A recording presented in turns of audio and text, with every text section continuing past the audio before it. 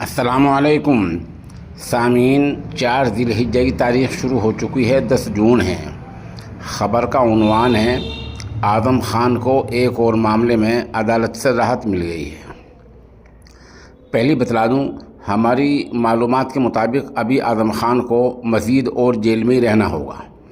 وجہ اس کی ہے کہ یو پی پولیس نے ان پر بہت سارے مقدمے درج کر رکھے ہیں۔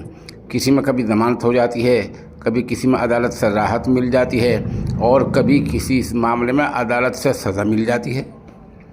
آج جو نیا معاملہ ہے وہ 2019 کا ہے۔